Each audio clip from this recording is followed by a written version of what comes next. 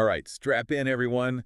We're diving deep today. We're going all the way to 2040. 2040 sounds pretty far out. It is, but we've got a guide. This book, 2040 Future Predictions. Subtitle is a little intense, though. Only those who know can avoid tragedy. Ooh, ominous. Setting the stakes high, I see. Right. So are we talking utopia or dystopia? Our author is Cheng, not just some random guy either. Oh, I know Zen, former president of Microsoft of Japan. The one and only. Plus an investor, business advisor, the whole 9 yards. So let's see what he's got for us. Well, I'm immediately curious about this 2040 thing. Why that year specifically? Good point. So Zen says long-term trends are actually easier to predict than short-term ones. That's an interesting take. Kind of like the stock market in a way, I guess. Exactly his comparison. Easier to see big changes over decades than to guess, like, tomorrow's stock prices. Makes sense when you put it that way. Okay, so 2040, certain patterns will become clear. But then he throws in this curveball. He calls it the resistance paradox. Resistance paradox. Lay it on me. Basically, people naturally resist new technology, even if it turns out to be amazing. He's got some pretty funny examples. Oh, I bet I can guess a few. Like people freaking out about photography back in the day. Bingo. Stealing your soul, all that jazz. Or movies. Not real art, supposedly. Classic. It's like we're wired to be suspicious of anything new, even if it's beneficial. Right. Cognitive bias, he says. It can blind us to opportunities. Imagine telling someone back in the early internet days, Oh, please do. Let's go back in time. hey, one day you'll order groceries online, manage your finances, even find love. They'd probably think I was selling snake oil. Or worse. Right. But seriously, this resistance paradox, does it mean we're doomed to repeat that cycle? Skepticism, then eventual acceptance. That's the million-dollar question. Zen doesn't really offer a solution, at least not directly, but I think it's a call to action. Stay curious, stay open-minded. Be willing to question our assumptions. Exactly. See potential even in things that seem strange or scary at first. So open minds engaged, ready to explore the tech predictions. Hit me with them. What's Zen got cooking in his crystal ball? Fasten your seatbelts. We're talking 7G internet, driverless cars, flying vehicles, even mirrors that can diagnose you. Whoa, whoa, whoa. Slow down. This is sounding like a sci-fi movie. I know, right? Is this utopia, or are we getting a little ahead of ourselves? Zen's definitely a tech optimist, but even he acknowledges the potential downsides. Privacy concerns, the digital divide, all that. Okay, so utopia with some fine print. Fair enough. But let's zoom in on some of those tech predictions. Let's start with that 7G internet. 10,000 times faster than what we have now. My brain can't even comprehend that. Right. I mean, downloading movies in seconds, sure. But what about the bigger picture? Healthcare, for one. Imagine remote robotic surgery. Holographic consultations with specialists anywhere. Wait, like a doctor appearing in my living room, Star Wars style. Pretty much. Think about smart cities powered by that speed. Efficiency and connectivity we can't even imagine right now. Okay, now we're talking. That's a future I can get behind. And what about those driverless cars? I mean, GPS is already my co-pilot, so why not? Yen predicts they'll revolutionize our cities. Less traffic, fewer accidents, maybe even no more parking tickets. Hallelujah to that. Imagine all the space freed up if we didn't need parking lots everywhere. Parks instead of pavement. Definitely a win in my book. All right, but flying cars. This is where I get skeptical. Are we really going full Jetsons here? It might sound crazy, but the tech is already in development.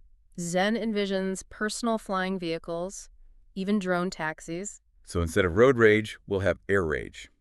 I can already see the headline. Well, there's that. But seriously, it raises a ton of questions about airspace management, regulations. Definitely need some new rules for that. Yeah. Okay, enough about our flying future for now. What about entertainment? Oh, this is interesting. Zen says traditional TV is going the way of the dodo, replaced by immersive VR experiences. Wait, so no more movie night, cuddle up on the couch. It's the next evolution of streaming personalized content. But VR takes it up a notch. So like instead of watching a cooking show, I'm virtually chopping veggies, burning virtual dinner. Could be, but it goes beyond entertainment. Think education, training simulations, even virtual travel. All right, I'm starting to see the possibilities. But let's talk health. Can't have a utopia if we're all sick, right? Zen's actually super optimistic about the future of healthcare. He predicts AI-driven diagnostics, personalized vaccines. Ooh, like a vaccine tailored just for me. Sign me up. He even talks about organ regeneration. Imagine a world where cancer is a manageable condition, not a death sentence. That's a future worth fighting for. But we've got to remember, tech always has a flip side. Right. Zen acknowledges the access and affordability issues and all the ethical dilemmas that come with gene editing, personalized medicine, that kind of thing. So maybe not all sunshine and roses in 2040. Some thorns mixed in with those futuristic roses? Definitely. In fact, he has a whole chapter called The Dark Side of 2040. Buckle up, it gets intense. Zen doesn't hold back. He predicts more natural disasters, resource scarcity, probably leading to conflicts, and get this, a big economic downturn, especially in Japan. Okay, whoa. That escalated quickly. We were just talking flying cars and miracle cures, and now it's global apocalypse. Well, utopia always has a catch, right? He Yeah. sees these as potential tragedies, things we need to be prepared for. So what's the plan then? Does Zen have some secret formula to save the world? Or should we all start stocking up on canned goods? He doesn't give a step-by-step guide to saving the world, no. But he really stresses individual action. Like, if governments can't solve everything, what can we do as individuals to prepare for these potential futures? Exactly. He says we need to develop skills, adaptability, problem-solving, critical thinking, all that good stuff. So not just waiting for someone to rescue us. Right. He says think about your finances, your health, your values. Build a life that can handle disruptions. It's a bit of a tough love message. Yeah. But it makes sense. Can't just sit around and hope for the best. That's a key takeaway from this book, I think. It's a call to action. We're not just passengers on this ride to the future. We have the power to shape our own lives, and maybe even shape the world we want to live in. But even with self-reliance, there are some things that need collective action. Yeah, absolutely. He's not saying we should all go full hermit mode.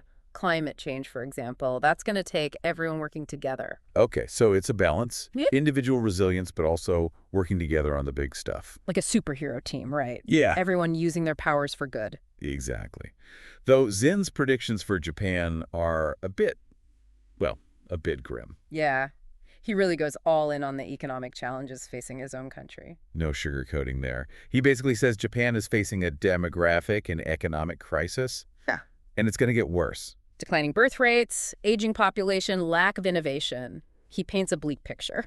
And his advice for the Japanese people: don't count on the government to fix it. He even suggests, well, this is the controversial part.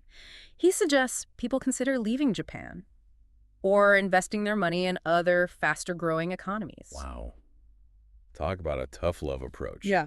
It's one thing to highlight problems, but telling people to abandon their home country, that's intense. It definitely sparked a lot of debate in Japan. You got to remember, Zen's looking at it from a certain perspective. The cold, hard numbers, the economic trends. Right. Maybe he's not fully considering the cultural factors, the national pride, the emotional connection people have to their homeland. It's like that saying, you can't put a price on everything. Maybe a nation's future isn't just about GDP growth. Exactly. There's resilience, community, a shared sense of purpose. Those things matter too. It makes you wonder if Zen's letting his own background influence his predictions. He spent a lot of time in the global tech world, that whole move fast and break things mentality. Good point. Maybe he's applying that Silicon Valley mindset to Japan without fully appreciating the country's unique context. It's a good reminder that even the smartest predictions can be colored by personal experience. And honestly, long-term predictions are tough, period. The world's always changing. Like, who could predicted the COVID pandemic and how it upended everything? Exactly. We have to consider those long-term trends, but also be ready to adapt when the unexpected happens. Which brings us back to Zen's point about self-reliance. The more adaptable and resourceful we are, the better we can handle whatever curveballs the future throws at us. All right, so we've talked tech boom, potential pitfalls, the importance of being prepared. But Zen also gets into specifics about certain industries, right? Oh, yeah. He dives into healthcare, education, manufacturing, even the arts. Explores how those fields will adapt to all this new tech, AI, virtual reality. So what's he saying about work, for example? Well, Will we all be replaced by robots by 2040? Zen doesn't think robots will take over completely, but he does predict a big shift in the skills that'll be in demand. He talks about hybrid jobs. Hybrid jobs, what does that even mean? Jobs that combine technical skills with creativity and good interpersonal skills. You got to be tech savvy and people savvy. That's like a challenge. It will be. Adaptability and lifelong learning are going to be crucial. But Zen sees it as an opportunity too. These hybrid jobs can be more engaging, more fulfilling. We get to use our brains and our hearts. So to sum it up, amazing tech, potential upheaval, a job market in constant flux. How do we navigate all of this? Zen keeps coming back to self-reliance. If governments can't solve everything, we need to take responsibility for our own well-being. He's not saying we should all go off grid and start prepping for doomsday, right? Not exactly, but he's saying we need to be adaptable, be good at problem solving, think critically. Think about our finances, our health, our values. Yeah. Build the life that can weather the storms. It's a tough message, but it makes sense. It does, and it's not just about surviving, it's about thriving, being resilient, optimistic, and open to change. So not just getting through the future, but actually making it something we want to be a part of. But let's be real, some of Zen's predictions are pretty wild. Flying cars, personalized vaccines, the end of TV as we know it. It all sounds a bit science fiction-y. It's a bold vision, for sure. But technology moves fast. What seems impossible today could be normal in a few years. Remember, smartphones and social media weren't even a thing not that long ago. True. The world can change a lot really quickly. And that's why it's important to stay informed, be open to new ideas, and maybe even get a little excited about the possibilities. It's all about proactive adaptation. Don't just wait for the future to happen to you. Anticipate it, prepare for it, and try to shape it. Exactly. We're not just passive observers. We can be active participants in creating the future we want. Speaking of shaping the future, Zen has some very specific advice for his fellow Japanese citizens. And it's sparked a lot of controversy. Maybe we should save that discussion for the final part of our deep dive. All right, let's dive into this. Zen's take on Japan's future and his interesting solutions. Yeah, the elephant in the room. Lay it on me. What does he propose?